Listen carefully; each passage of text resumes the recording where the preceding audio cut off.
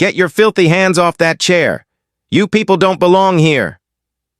The words tore through the ER waiting room like glass, shattering in silence. It wasn't just the tone. It was the venom behind it. Nurse Brenda Fitzpatrick's voice cut across the hum of midnight chaos as she shoved the injured woman off the hospital chair, sending her half-collapsed to the tile floor.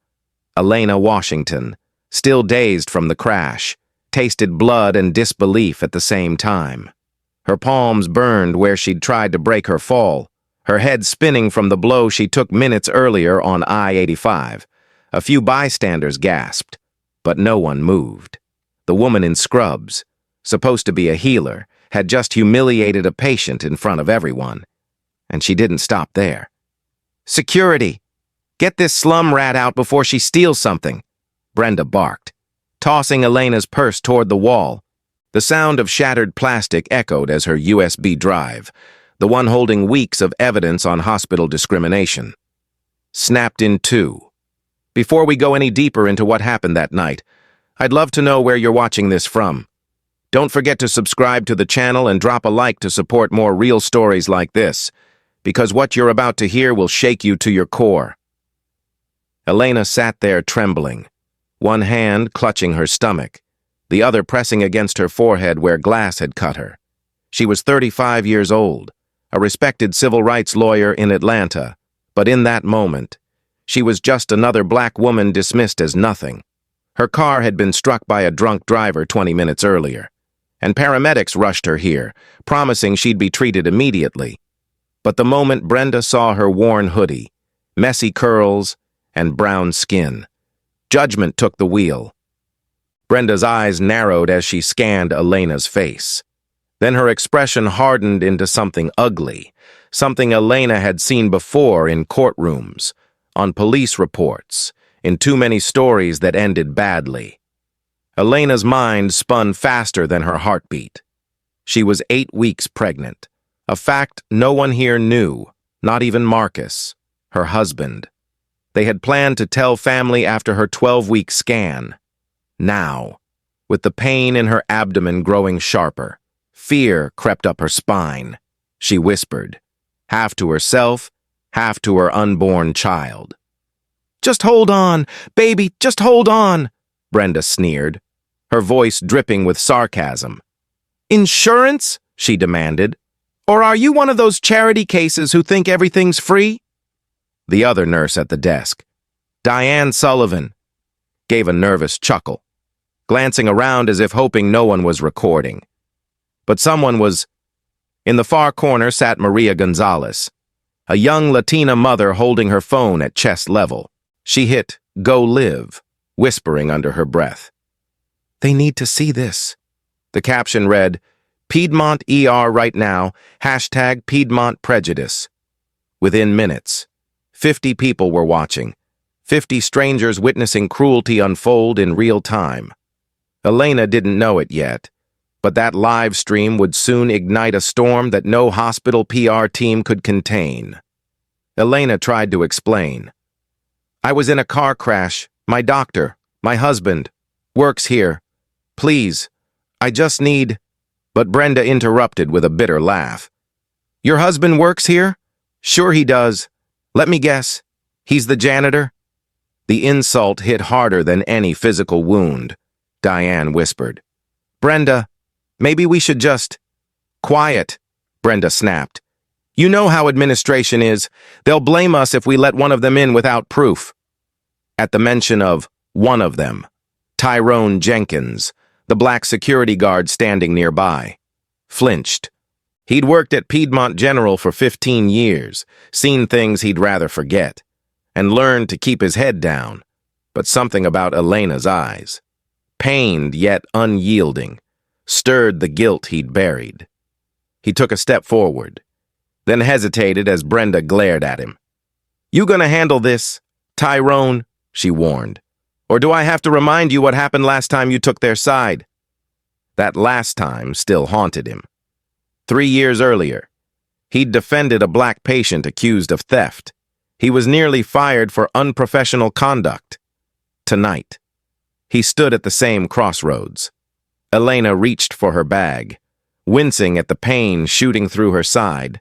Her fingers brushed the broken USB drive, the one containing internal hospital data she'd been compiling for months. 42 discrimination complaints. 42 stories just like hers. She had infiltrated this hospital's walls as part of a civil rights probe, working quietly with a whistleblower doctor. Now her evidence was crushed beneath a nurse's shoe. Brenda's voice rang out again. "Police are on their way. You're trespassing." Elena's breath caught. "Trespassing? I was brought here in an ambulance." "Ambulance or not," Brenda said coldly.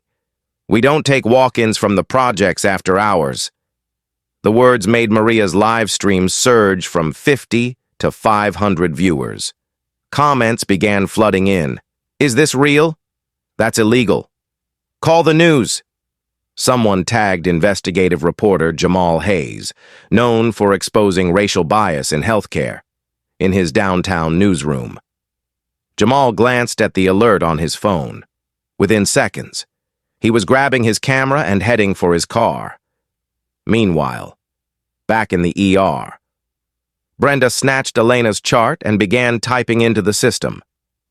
"No insurance match," she murmured, intentionally entering wrong digits. "Patient ID flagged." She smirked as the computer beeped an error. To her, it was just another way to erase a life she didn't care to understand. Diane looked pale now. "Brenda, maybe that's enough." But Brenda only shrugged. "If she's really who she says she is, she'll prove it." Her smirk deepened. "If not, well, security will handle it." Elena's phone buzzed faintly beside her leg, through blurred vision. She saw Marcus's name. She couldn't speak. Her throat ached from the crash, but she typed a single message. "Help me. ER front desk. 5 minutes." Then her phone slipped from her grasp, across the room. Tyrone's conscience finally snapped. He walked to Brenda. "You're crossing a line." She turned, voice low but sharp. "And you're about to cross unemployment if you don't stay out of this." Sophia Ramirez, a young doctor walking past, overheard the exchange. She recognized Elena from a legal conference months ago. Elena had spoken about racial bias in medicine. Sophia knelt beside her. "You're bleeding. Let me help." Brenda blocked her. "Doctor, you're not assigned here. Go back to your shift." Sophia hesitated, torn between duty and decency. Then Brenda did something unthinkable. She pushed Elena's chart into a shredder slot, ripping out the printed notes. The paper vanished with a grinding sound. Elena's last thread of protection, gone for a moment. Time froze, the fluorescent lights hummed, the air felt too still. Elena blinked, dizzy, her mind flickering between fear and fury. Somewhere inside her, a familiar resolve lit up. This wasn't just about her anymore. It was about every voice silenced by arrogance wearing a badge of care. Brenda leaned closer, whispering, "You people think the world owes you everything, but not here." Elena met her gaze, steady despite the pain. "No," she said softly. "The world doesn't owe me anything, but it does owe justice." Outside, the automatic doors hissed open. The sound of hurried footsteps echoed through the hallway. Dr. Marcus Washington, her husband, the hospital's ER chief, was on his way. And in that moment, the story was no longer about a patient begging to be seen. It was about a system about to be exposed. The sound of Marcus's footsteps hadn't even reached the waiting room when the chaos deepened. Brenda Fitzpatrick crossed her arms, glaring at Elena as if she were some kind of trespasser contaminating her space. "You're still here?" she sneered. "I told you to wait outside until we verify your story." Elena's lips parted, her voice trembling but sharp. "I'm not leaving. I'm a patient, and I need care." The nurse's smirk widened. "Care? You people always think yelling gets you what you want."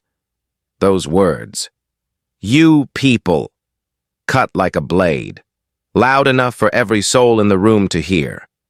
Diane Sullivan, the charge nurse, stood behind the counter, pretending to adjust paperwork, but the color had drained from her face. She didn't agree with Brenda, but fear made her silent. She had a mortgage, 2 kids in college, and a supervisor who punished dissent. So she stayed quiet, convincing herself it wasn't her fight.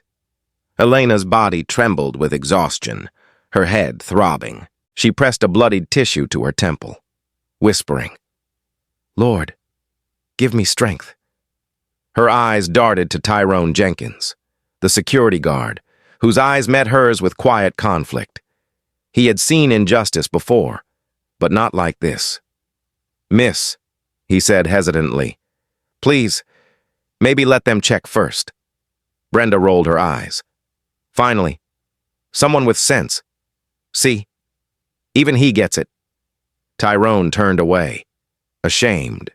He knew she was wrong, but every paycheck reminded him that doing the right thing didn't always keep the lights on. Across the room, Maria Gonzalez kept her phone steady, her live stream still rolling.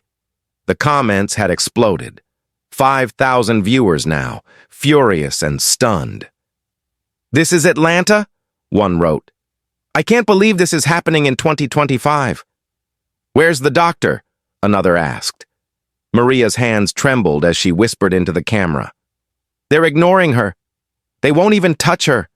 She zoomed in on Elena, who sat hunched, blood staining her sleeve, her breathing shallow.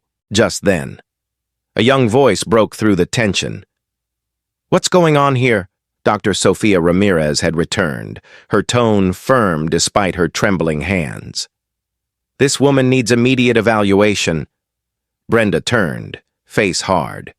"Not your patient, Sofia. Go back to pediatrics." "I'm not asking permission," Sofia replied. "I'm doing my job." She knelt beside Elena again, gently lifting her chin. "Can you tell me where it hurts?" "My head and my stomach," Elena whispered. Sofia's eyes flicked to the blood on Elena's temple and the way she kept clutching her abdomen. She could have a concussion. Or worse. She turned to Brenda. "We need to run a CT and a fetal scan. Now." The word fetal hung in the air, and Brenda froze. "Wait, she's pregnant?" Sofia nodded sharply. 8 weeks, maybe more.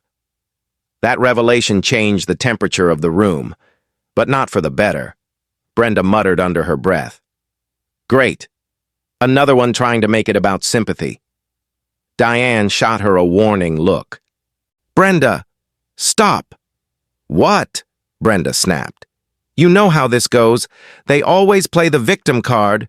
Sofia's eyes blazed. "You just violated every oath you swore." "Oh, please," Brenda hissed. "Don't lecture me about oaths. Sweetheart, I've been in this hospital since before you finished high school." "Then you should know better," Sofia said. "Because what you're doing is malpractice." The argument drew stares from patients and staff alike. Tyrone's radio buzzed faintly, the dispatcher asking if police backup was still required. Brenda grabbed it before he could respond. "Yes," she said coldly. "Send them in, trespassing and possible disorderly conduct." Elena's stomach tightened. She couldn't believe it. Police? For seeking medical help? Panic flickered across her face, but she caught herself, breathing deeply. "They won't scare me," she thought. "Not this time," Maria whispered into her phone. "They just called the cops on a patient. This is unreal." Jamal Hayes, racing through downtown Atlanta traffic, heard the live stream's audio through his Bluetooth speaker. He was 10 minutes away now. His instincts screamed that this wasn't just a viral clip.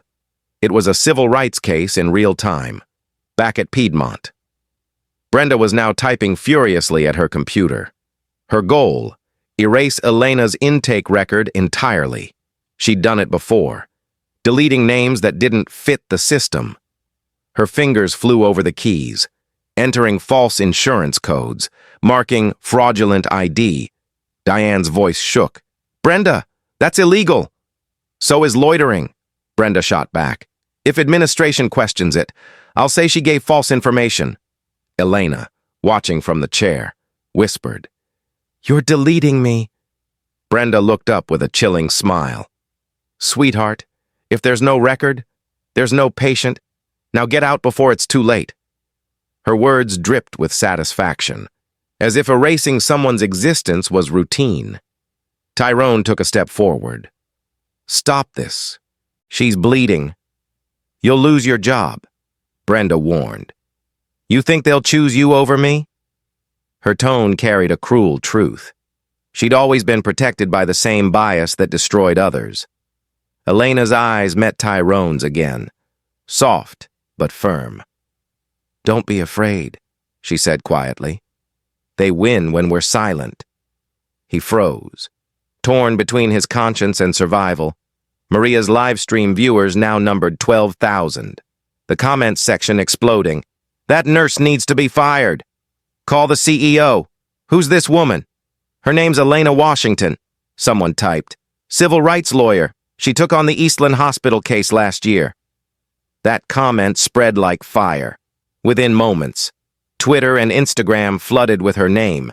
Hashtags multiplied, hashtag Piedmont Prejudice, hashtag Justice for Elena, hashtag Bias.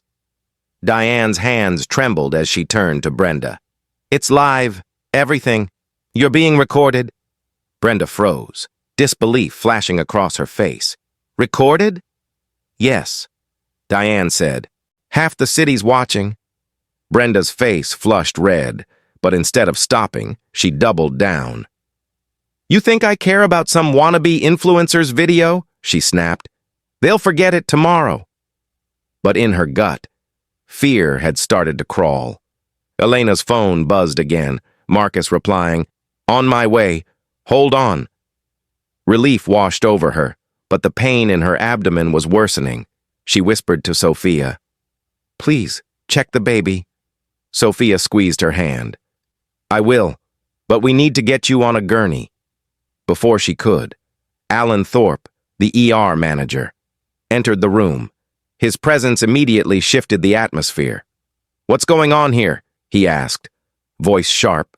Brenda quickly spun her version. "Unregistered patient, no insurance, causing a disturbance." Alan nodded mechanically. "Then remove her." "Sir, she's injured and pregnant." Sophia interrupted. "She needs care." Alan sighed, glancing between them. "Look, Dr. Ramirez, I appreciate your passion, but we have protocols. If she's not in the system, we can't touch her." "Protocols," Sophia snapped, "or prejudice." Alan's expression hardened. "Watch your tone. Doctor," Maria whispered into her phone. "They're arguing about protocol while she's bleeding." Jamal was now pulling into the hospital's parking lot. Inside. Brenda leaned close to Elena again. "You can call your husband, your lawyer, the president. I don't care. You're not getting special treatment here." Elena's voice steadied. "Special treatment? No. Just human decency." That sentence hung heavy in the air. Tyrone felt something inside him shift, years of quiet compliance cracking. He stepped forward, his voice steady now. "She stays." Brenda's jaw tightened. "Excuse me?" "You heard me," he said. "She's not leaving until a doctor treats her." For the first time. Brenda hesitated. Diane's eyes widened. Alan looked furious. Sophia began moving quickly, wheeling a gurney over, but just as they were about to move Elena. The faint sound of police radios echoed from the hallway. Brenda smirked. "Looks like your ride's here," Maria whispered into the camera. "They really called the cops on her. Oh my God." Elena's phone vibrated again, Marcus's final text before arrival. 2 minutes. She exhaled slowly, clutching her stomach. The baby kicked faintly, a tiny sign of life. "Hold on," she whispered again. The door burst open. 2 uniformed officers stepped in, hands on their belts, eyes scanning the room, and for a brief, terrifying second, Elena thought history was about to repeat itself. But fate was already rewriting the script. because the man walking right behind those officers was Dr. Marcus Washington. The officers barely had time to open their mouths before Marcus Washington stormed through the ER doors like a force of nature. His white coat was still half-buttoned, his surgical gloves tucked hastily into his pocket, his expression dark with fury and disbelief. "What's going on here?" he demanded, his deep voice echoing through the waiting room. The room froze. Brenda Fitzpatrick turned, trying to compose herself. "Dr. Washington," she said with an air of false calm, "we were handling a security issue. This woman—" Marcus cut her off sharply. "That woman is my wife." The silence that followed could have swallowed the building whole. Every sound, the buzz of fluorescent lights, the distant beep of monitors, faded under the weight of those words. Maria Gonzalez's live stream audience skyrocketed instantly, comments pouring in faster than she could read them. His wife? Oh, this just got serious. Hashtag Piedmont prejudice exploding now. Brenda's mouth opened, but no sound came out. Her confidence drained from her face, replaced by a pale, frozen shock. "Your wife?" she stammered. Marcus stepped closer, his gaze sharp enough to cut glass. "You shoved her. You refused treatment. You called the police on a crash victim. And you did it all under my roof." His words weren't shouted, but they carried the calm danger of a man who knew exactly how much power he held. "Do you even realize what you've done?" Brenda's lips trembled. I didn't know who she was." "So it would have been fine if she were just anyone else," Marcus shot back. "You think titles make a difference in basic human decency?" Diane Sullivan stepped forward, her voice quivering. "Dr. Washington, I tried to stop her." "Then why didn't you?" Marcus interrupted. Diane lowered her head in shame.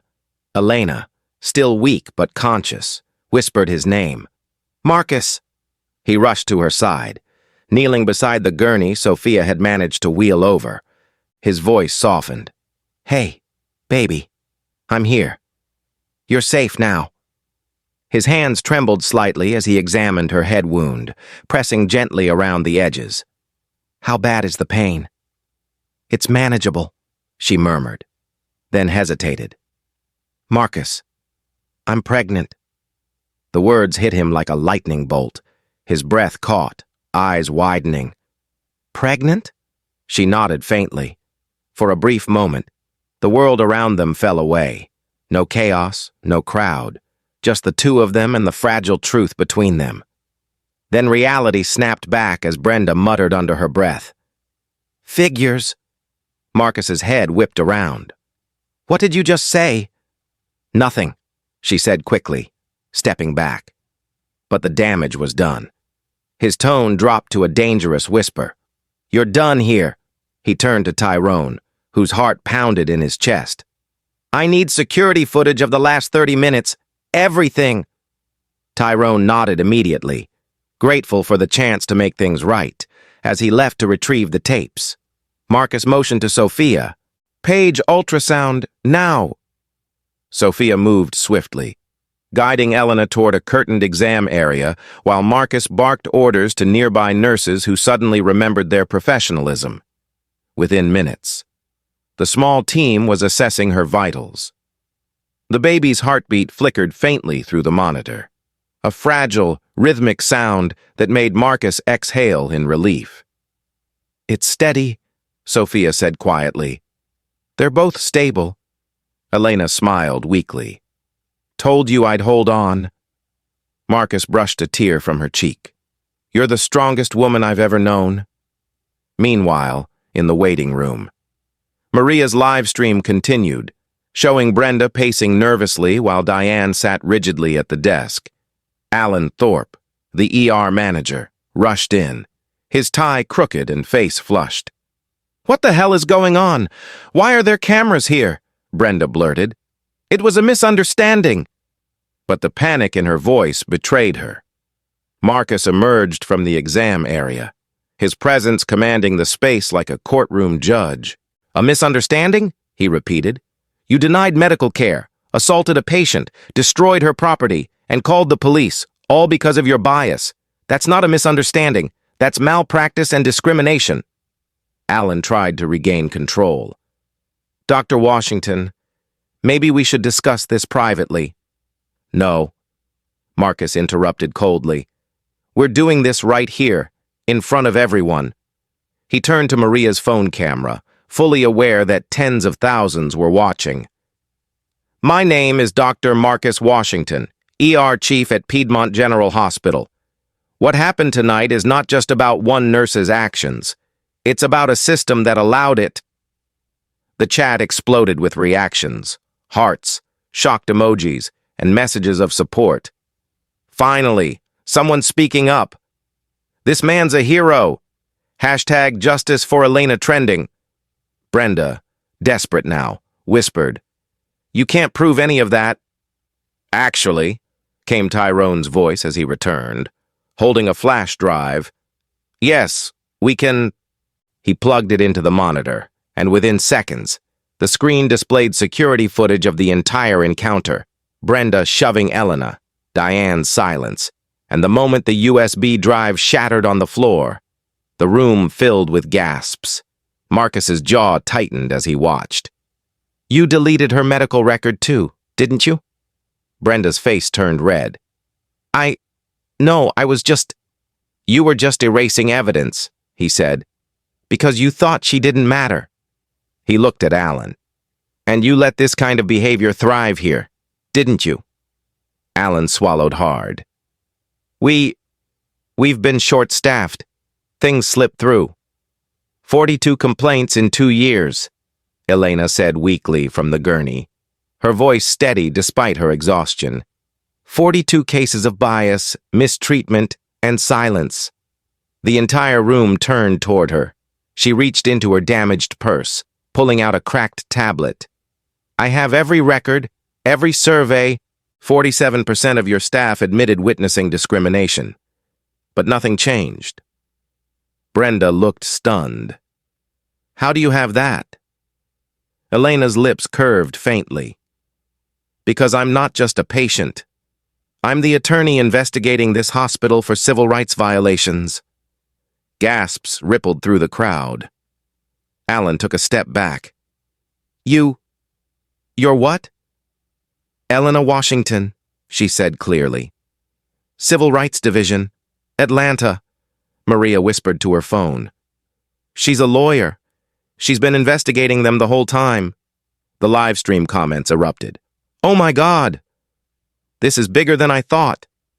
Hashtag Piedmont Prejudice breaking news. At that exact moment, a familiar voice came through the tablet. Rev. Lydia Brooks, joining via video call. Her gray hair framed a face full of strength and compassion. Elena, we're watching. Child, the community's behind you. Marcus turned the tablet toward the room. This is Reverend Brooks, community leader and chair of the Atlanta Equity Council. I know who you are, Brenda muttered bitterly. Then you know what comes next, Lydia said firmly. Accountability. Jamal Hayes, the reporter, had finally arrived, camera in hand. Dr. Washington, he called out, can I confirm what we just heard?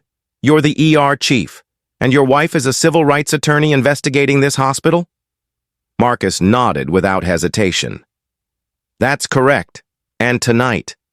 The truth came to light faster than any internal report ever could.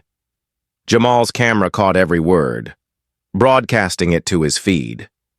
Brenda tried to slip away, but Tyrone blocked her path. Not tonight, he said quietly. You're not walking away from this. Alan turned to Marcus, voice trembling. What? What are you demanding? Marcus's tone was calm but resolute. Justice, immediate review, and Brenda's suspension, effective now. Lydia's voice through the tablet added, and a public statement of accountability by morning. The people deserve to know this hospital stands for equity, not arrogance. Brenda's defiance finally cracked. You're ruining my career, she shouted. Elena looked at her, pain and strength mixing in her eyes. No, Brenda, you ruined it yourself the moment you forgot what your uniform stood for. The room fell silent again. The only sound was the hum of the monitors and the faint heartbeat echoing through the ultrasound. Jamal lowered his camera, whispering, "This is history unfolding." Marcus looked around at his staff, his voice calm but commanding. "From this moment on, no patient gets turned away for how they look, where they're from, or what they can pay. Not in my ER." Sophia nodded firmly, tears welling in her eyes. Maria whispered into her phone, "He's changing everything right now." And as the live stream hit 10,000 viewers in under 5 minutes, Brenda stood frozen in disbelief, because for the first time in her career, power was no longer on her side. The morning sun had barely touched the Atlanta skyline when the chaos inside Piedmont General reached its peak. By then, the live stream had crossed 15,000 viewers, and the hospital's CEO, Dr. Rebecca Harlan, was already speeding toward the ER after being woken up by panicked calls from public relations. She stepped out of her car in a navy suit, her face tense but composed. Knowing the weight of a scandal could crush her entire administration, inside. The scene felt less like a hospital and more like a courtroom. Marcus standing firm with folded arms, Elena resting on a gurney, Maria still streaming quietly from a corner, and Brenda pacing like a trapped animal. Rebecca entered with 2 assistants and the ER manager, Alan Thorpe, following behind her, his face slick with sweat. "Someone explain this," she demanded, her tone controlled but icy. "And make it quick." Marcus turned, meeting her eyes with calm authority. "What you're about to hear will decide whether this hospital survives public trust." Rebecca's jaw tightened. "Then talk." Marcus nodded once toward Elena, who slowly sat up. Pain etched across her face, but dignity unbroken. "Your staff denied care to a crash victim," Marcus said. "Not because of protocol, because of prejudice." He gestured toward Brenda. "She called my wife a slum rat, erased her medical record, and tried to have her arrested, on camera." Rebecca's eyes flicked to Maria's phone, which was still live, broadcasting every second to thousands of viewers. "Are you recording this?" she asked sharply. "The world is," Maria replied softly. The CEO's expression faltered. She turned back to Marcus. "Dr. Washington, this is unbelievable." "It's undeniable," Marcus said.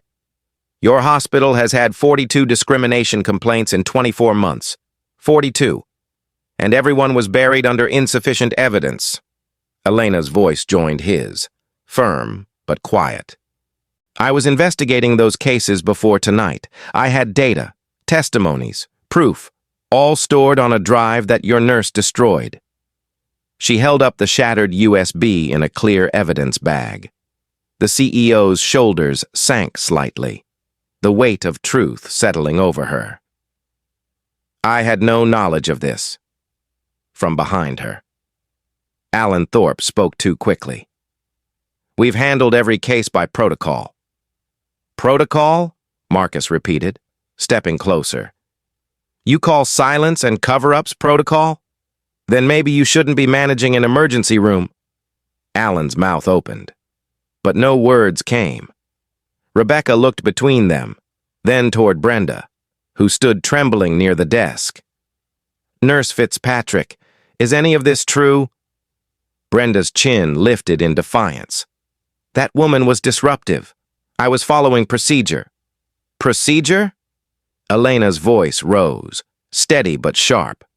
"You shoved a patient, mocked her, erased her record, and called the police.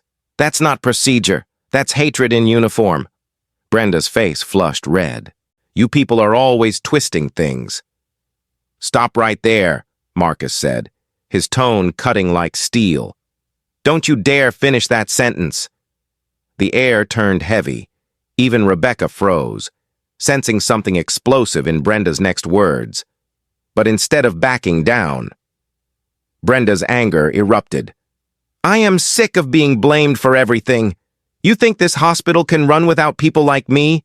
I've given 25 years of my life to this place. You make one mistake, and suddenly I'm the monster?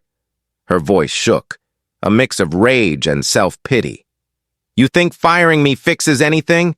You'll still have the same people, the same bias, the same problems. Elena's reply was calm, devastatingly calm.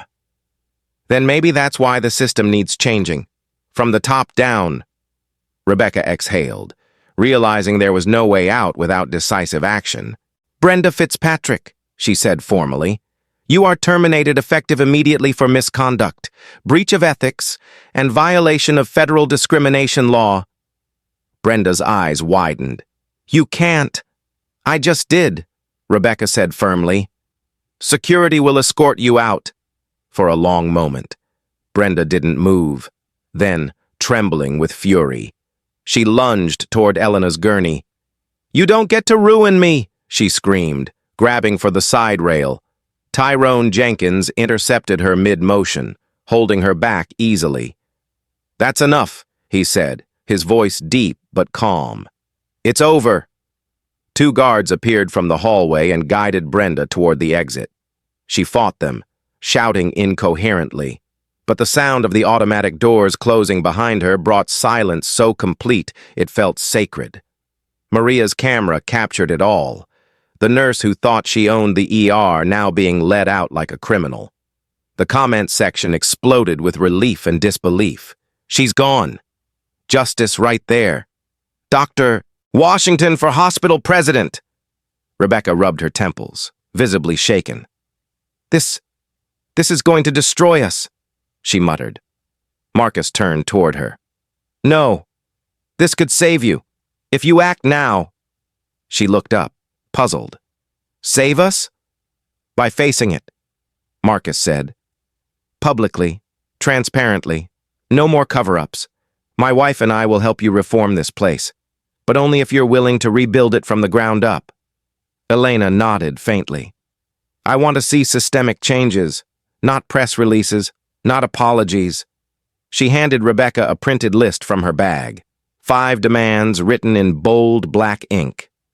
Terminate Brenda Fitzpatrick, demote Diane Sullivan and Alan Thorpe pending review, hire a full-time patient advocate, mandate anti-bias and trauma response training, and establish a community oversight board with public reporting every quarter. The CEO scanned the list, her hands trembling slightly. This would mean rewriting our entire HR framework.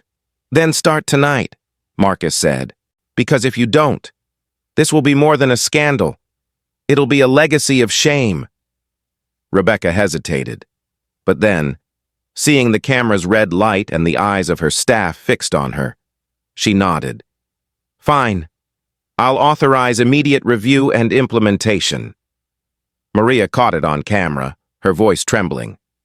You heard it. Folks, reform starting tonight, as the staff murmured. Tyrone stepped forward, speaking for the first time without hesitation. Dr. Washington, Mrs. Washington, I just want to say thank you. People like me. We've been quiet too long. Marcus put a hand on his shoulder. Not anymore. Sophia Ramirez, her eyes bright with tears, added softly. You changed everything tonight. Elena gave a faint smile. No, we reminded them what humanity looks like. At that moment, Jamal Hayes's camera flashed again. This is the headline, he whispered. Atlanta ER chief and civil rights lawyer expose racism on livestream. Hospital vows reform. Marcus turned toward him. Make sure the story tells the truth. This isn't about revenge.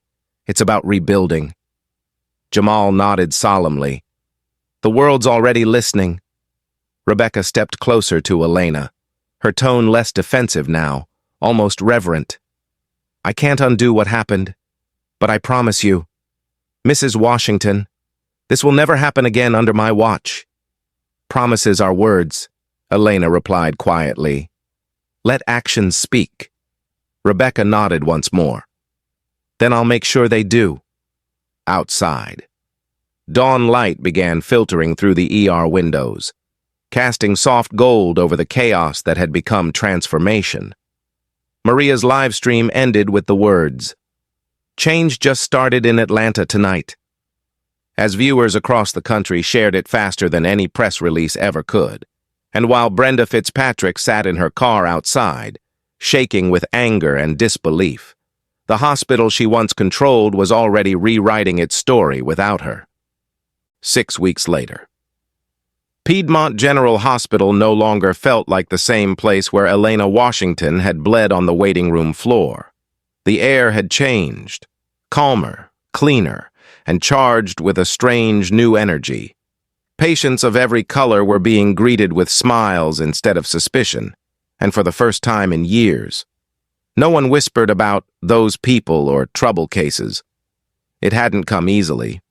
The hospital had been through 6 weeks of turmoil, lawsuits, resignations, angry board meetings, and a flood of media coverage. But through it all, reform had taken root.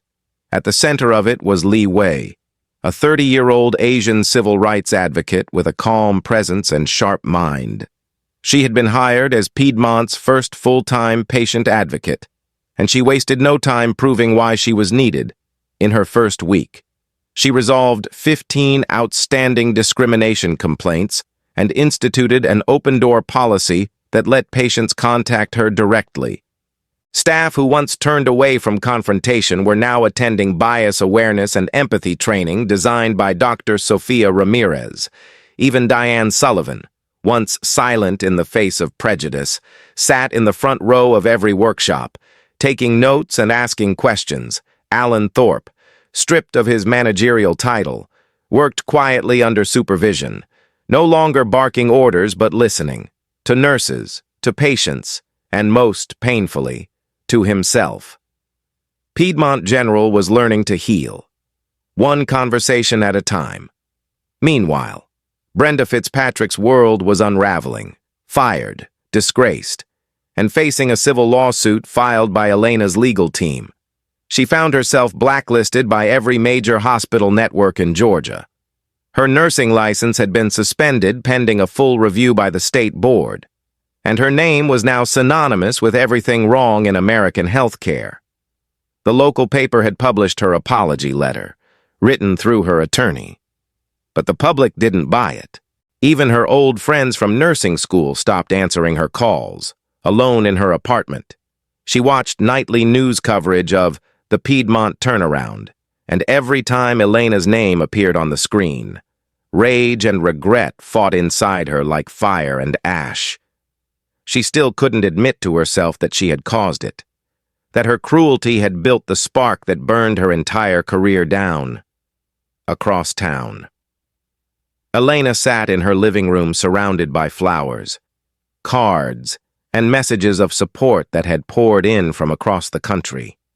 Her belly was slightly rounder now. She was 7 months along. And though the pregnancy had been difficult after the trauma, she and the baby were both stable. Her doctor had warned her that stress could trigger early labor. And indeed, 2 weeks earlier, she had gone into premature contractions. The hospital, her husband's hospital, had saved both her and the child. An irony that still made her smile softly when the baby girl was born, small but healthy. They named her Grace because, as Marcus said, that's what kept you alive that night. Grace Washington's birth had been covered by local outlets, calling it a symbol of new beginnings at Piedmont. Inside the hospital, data spoke louder than headlines. Within just 6 weeks of the reforms, patient satisfaction among people of color had risen 72%. Complaints of bias dropped 45%. The internal staff survey, once a hidden embarrassment, now became a badge of progress.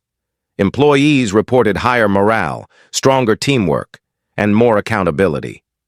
Marcus had restructured the ER hierarchy, giving nurses and junior doctors a voice in decision-making meetings. He walked the halls daily, not as a distant chief, but as a man checking the pulse of his own creation. He often said, Medicine saves bodies, but justice heals souls. A quote that soon appeared on posters throughout the hospital. Leeway became the quiet backbone of those changes. Every week, she met with patients who had once been ignored. An elderly black man denied medication because a nurse didn't trust his pain score. A young Latina mother whose translator request had been mocked. A refugee family overcharged for emergency treatment. She listened, documented, and acted. And she didn't do it alone. She built an internal task force, diverse in race, gender, and position, to review every case of misconduct and publicly report outcomes. Her transparency disarmed critics. "We can't hide what's broken," she said at a press conference, "but we can fix it together." Her words went viral. Outside the hospital, Reverend Lydia Brooks led peaceful community demonstrations, not against Piedmont, but for it. The same people who once held protest signs now carried banners reading "Equity Heals" and "Piedmont for All." Lydia stood on the hospital steps one Sunday morning and declared, "This is what repentance looks like in modern America, a place where harm met humility, and humility chose to rebuild." The crowd applauded as Marcus and Elena stood beside her, holding baby Grace. Cameras captured the image of them together, a black family standing tall in front of a hospital that had once humiliated them. Not everyone celebrated. Dr. Edward Harlan, the CEO's husband and a longtime surgeon, quietly fumed in the background. He had always believed diversity initiatives were PR theater, and now he watched as his wife, Rebecca, embraced them fully. Their marriage began to fracture under the weight of her new convictions. "You're letting them run this place into chaos," he snapped one night. "No," she replied. "I'm letting it finally run on integrity." By the end of the month, Edward was placed on leave after internal reviews uncovered complaints he had helped suppress. His forced retirement was quiet but poetic, another piece of an old order falling away. Elena, though recovering physically, hadn't returned to work yet, but she had turned her home office into a command center for justice. She and her assistant compiled hospital data, building a national framework called the Patient Equity Initiative. It was designed to help other institutions track and prevent discrimination before it spiraled into crisis. Within a week of launch, 40 hospitals signed on. Marcus teased her gently one night as she typed with one hand and rocked Grace with the other. "You never stop fighting, do you?" She smiled. "Not when there's still someone out there sitting in a waiting room like I was, bleeding, ignored, and judged." The Washington story had become a symbol not just of reform, but of redemption. National outlets called it the Atlanta Miracle. Piedmont's board had issued a formal apology, not a polished PR statement, but a heartfelt televised address led by Rebecca herself. "We failed Elena Washington," she said to millions of viewers. "And in doing so, we failed our mission as healers. But through her courage, we are becoming the hospital we should have always been." Her voice trembled as she finished. "Justice is the medicine that heals us all." That night, Elena sat quietly in Grace's nursery, the faint hum of the baby monitor blending with the city's distant sounds. Her phone buzzed.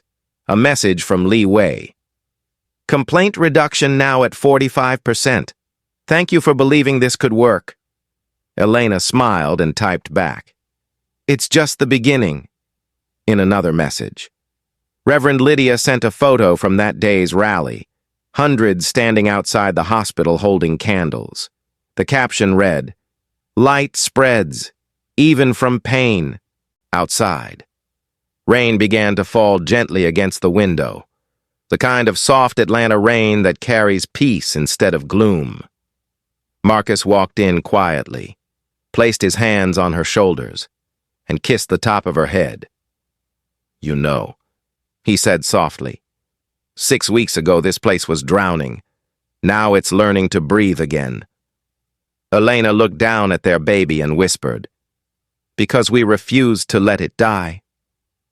And for the first time in months, she allowed herself to exhale, not in fear or exhaustion, but in gratitude, knowing that the story born from pain had become a movement that could no longer be silenced.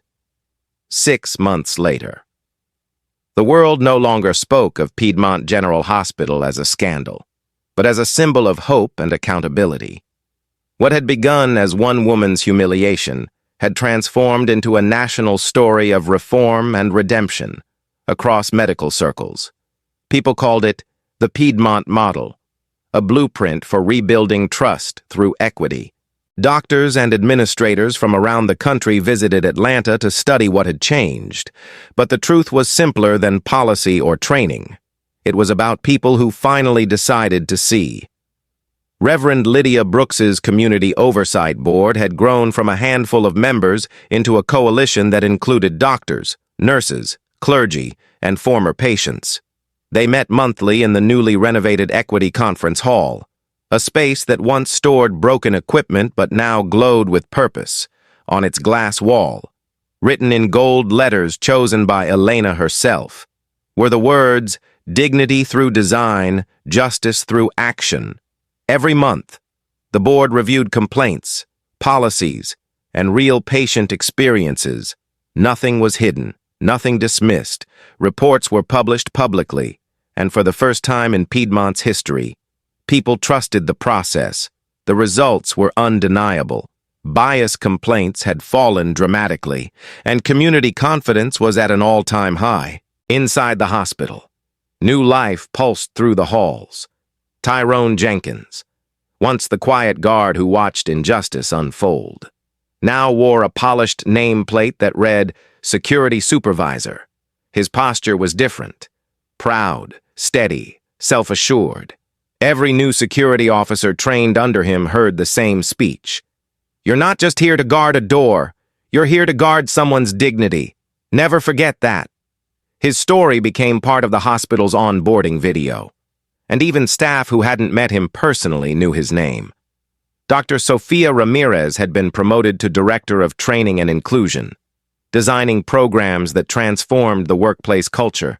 Her training sessions were filled to capacity, no longer mandatory, but sought after. She didn't rely on charts or lectures. Instead, she told stories, real ones, of what discrimination had cost both patients and caregivers. "Bias," she often said, "is a wound we keep reopening until we learn how to heal it." Her empathy and conviction had turned her into one of the hospital's most respected voices. Even Diane Sullivan, the charge nurse who once stayed silent out of fear, had changed. She'd completed counseling and voluntarily attended every reform meeting, often speaking openly about her own failures.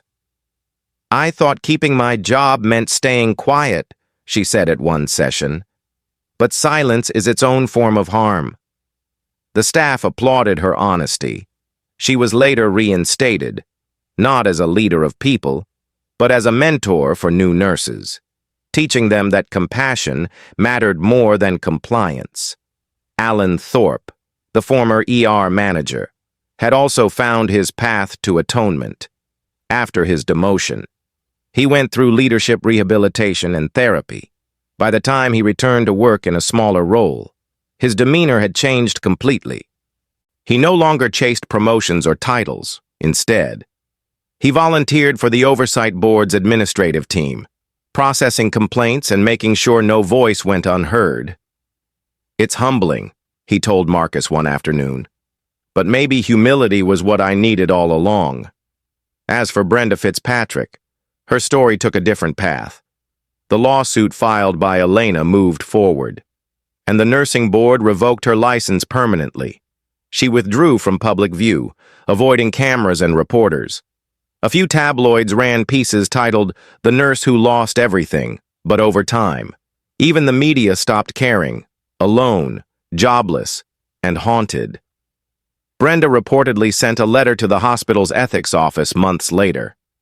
It contained one line: "I wish I had listened before hate ruined me." No one knew if it was sincere. But Elena kept a copy of it in her home office, not out of vengeance, but as a reminder that even broken people could be part of the lesson. Meanwhile, the Washingtons' lives had changed in quiet but profound ways. Baby Grace had grown stronger, her laughter filling the house every morning.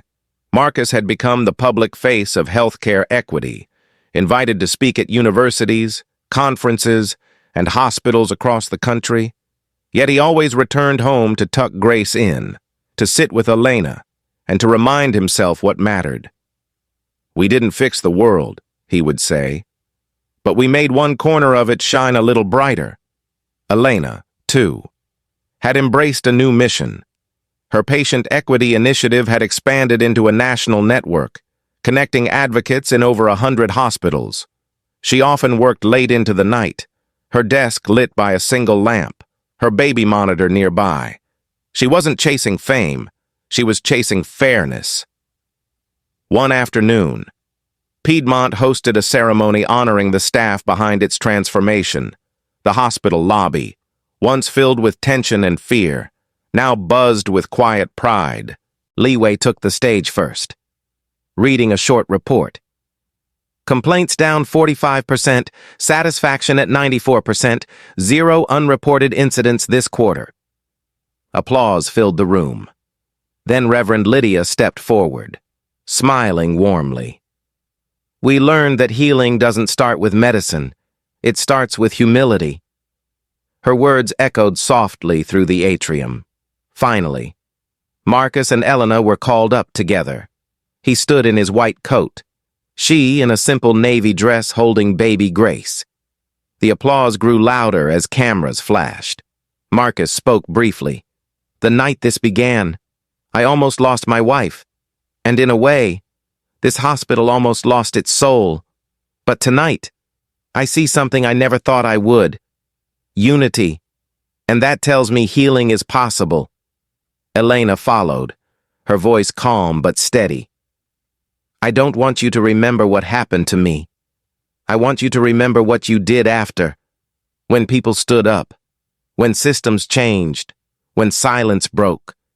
That's where justice begins." Her words brought quiet tears to the eyes of nurses and patients alike. Even Rebecca Harlan, the CEO, who had once feared losing everything, stood proudly at the back, knowing that leadership sometimes meant surrendering ego for truth. Outside, as the sun set behind the city skyline, reporters gathered for interviews.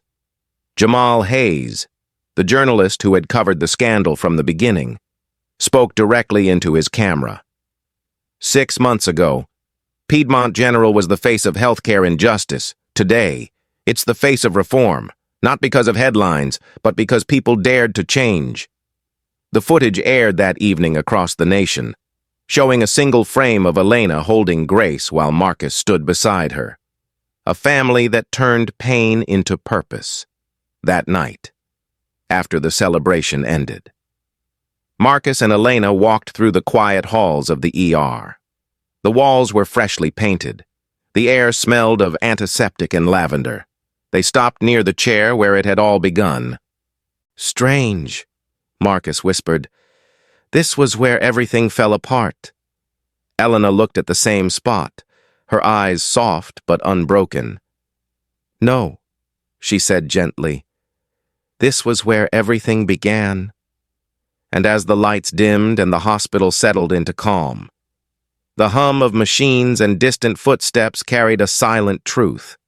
Healing had finally come full circle, not just for the patients, but for every soul who had learned that justice, when done with compassion, is the purest form of care. 1 year later, Piedmont General Hospital stood not just as a medical center, but as a living testament to what accountability and courage could build when truth refused to die in silence. The marble lobby now displayed a bronze plaque near the entrance that read, "In honor of every patient who was once unheard, justice heals." Visitors often stopped to read it, unaware that the woman who inspired those words sometimes walked those same halls, quietly, with her child in her arms. Elena Washington returned that morning for the hospital's anniversary conference on healthcare equity, a national gathering now held annually in her honor. Dressed in a soft cream suit, with Grace balanced on her hip and Marcus at her side. She felt both pride and peace. The whispers followed her wherever she went, nurses smiling, patients thanking her, students calling her a symbol of strength. Yet she didn't see herself as a hero. She saw herself as a survivor who turned her pain into purpose. The conference auditorium was packed, reporters filled the aisles, and doctors from across the country waited to hear how Piedmont had transformed. The screen behind the podium showed simple numbers. Complaints down 45%, satisfaction at 94%. But Elena knew those figures didn't tell the full story. Real change wasn't just statistical, it was spiritual. As the applause died down, she stepped to the podium. "A year ago," she began softly, "I came into this building bleeding, frightened and unseen. I left that night not just as a patient, but as a witness to the cost of silence and the power of justice." She paused, scanning the audience. "Today, I return not to relive that pain, but to remind us that healing doesn't end with one case, one reform, or one apology. Healing is a commitment. It's the daily act of seeing one another's humanity, especially when it's inconvenient." Her words carried a calm power that made the room still. In the front row sat Li Wei, whose advocate program had now spread to more than 100 hospitals nationwide. Next to her was Reverend Lydia Brooks, her eyes wet with quiet joy, holding the latest quarterly report that showed another drop in discrimination complaints across Atlanta. Tyrone Jenkins sat nearby in his crisp uniform, his new trainee badge gleaming. He had just been promoted again. Head of security operations for the entire hospital network. His journey from silence to leadership was one of the stories that inspired the staff most. When the cameras panned across the audience, faces of every race and background filled the frame, proof that the system had finally begun to look like the community it served. But not every story ended perfectly. Brenda Fitzpatrick's name still lingered in public memory, a warning of what unchecked bias could destroy. A journalist had recently found her working at a small home care agency in rural Alabama, living a quiet, anonymous life. When asked for comment, she had declined, leaving only a brief note. Redemption isn't found in forgiveness from others. It starts when you forgive yourself. Elena had read that line in silence. She didn't pity Brenda, but she understood the loneliness of regret. Justice had been done, but mercy, she believed, was the final stage of healing. As the conference continued, Dr. Rebecca Harlan, the hospital's CEO, took the stage next. Once fearful of scandal, she now stood as a reform leader, having implemented the fair care policy across the hospital network. "We learned," she said, "that equity isn't a department, it's a discipline. It has to live in every hallway, every shift, every heartbeat." Her voice broke slightly. "And for that, I thank the Washington family for reminding us of who we are meant to be." The crowd rose in applause as Elena and Marcus stood together, holding Grace between them. Cameras flashed. But for them, the moment wasn't about recognition, it was about reflection. Later that evening, the family stepped outside into the soft Atlanta dusk. The hospital's front courtyard glowed with lanterns, each one representing a patient who had come forward since the reforms began. Maria Gonzalez, now the hospital's community liaison, approached them with a warm smile. "Remember when I went live that night?" she said with a laugh. "We were just trying to get someone to listen. Now look at this. Half the country did." Elena hugged her. "You gave people a voice," she said softly. Maria shook her head. "No, you gave them hope." They stood there a while longer, watching families pass through the same doors that had once been a place of pain. Marcus turned to Elena and said quietly, "You realize what you started here won't end in Atlanta, right?" She smiled. "It's already moving. Justice has a way of traveling faster than hate." He nodded, his arm around her shoulders. Behind them, a banner fluttered gently above the entrance. "Piedmont General, where every life matters." As night settled, Elena looked down at Grace sleeping peacefully in her arms. 1 year ago, she had feared her daughter might not survive that night.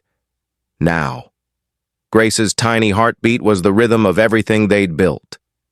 "She'll never know what it cost to make this change," Elena whispered. Marcus smiled softly. "Maybe that's the point. We fought so she wouldn't have to." The lights from the hospital reflected on the glass doors like a promise. Quiet, steady, unbroken. The scandal that once humiliated a black woman in an emergency room had become the movement that reshaped a system. As they walked away, Elena took one last look back at the hospital that had nearly destroyed her and said the words that would later close Jamal Hayes' final broadcast about their story. "Justice isn't revenge, it's repair. And when repair is done with love, it changes everything." Thank you for watching this powerful story of justice, courage, and change. If it moved your heart, take a moment to like this video, subscribe to the channel, and share it with someone who believes in fairness and hope.